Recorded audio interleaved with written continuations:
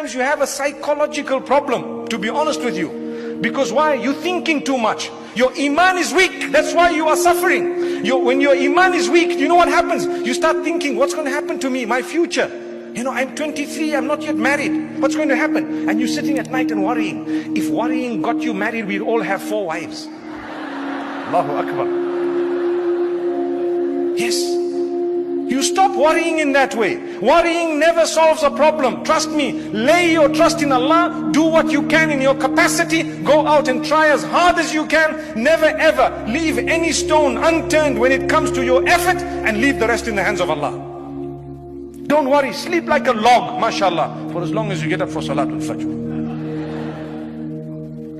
But that's the way forward. The problem with us, you can't have a job. Someone's done magic on me. Let's go away. Let's go to these fortune tellers, magicians. You can call them what you want. People who engage in superstitious activity. Islam is the fastest growing religion on earth because the Quran and the Sunnah in reality are logical. They make sense.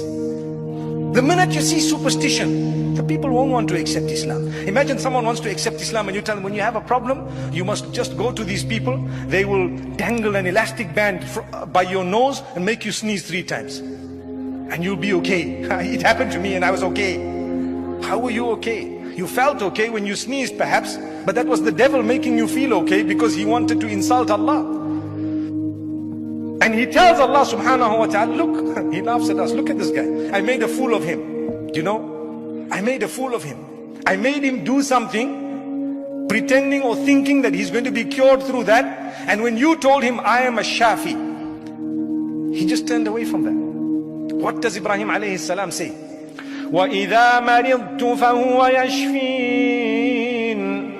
When I become sick, it is He, Allah alone, who is the owner of cure. He will cure me. I don't turn to anything else. So keep on making dua. One might ask, okay, if I want to protect myself from these things, what do I do? Number 1, every morning and evening, put a metal armor around you. How do you put that around you? You don't want to be affected by jinn. You don't want to be affected by black magic. I told you, one is the person who participates in it. He has disbelieved in Allah. If a person goes to a fortune teller to ask him a question out of curiosity, that means I don't want to believe them, but I say I'm just going for the fun of it. The hadith in Sahih Muslim says, Allah will not accept his salah for 40 days. You go to a fortune teller, okay, right, tell me my fortune. I'm just joking. I just want to see what he says. No, I didn't believe in it. I just want to see. Allah says, even if you just wanted to see what he said, your salah is not accepted for 40 days. It's a hadith in Sahih Muslim by Muhammad sallallahu alayhi wa sallam. Subhanallah. How come? Now here comes a young man not reading salah. Why are you not reading salah? Oh, I'm off.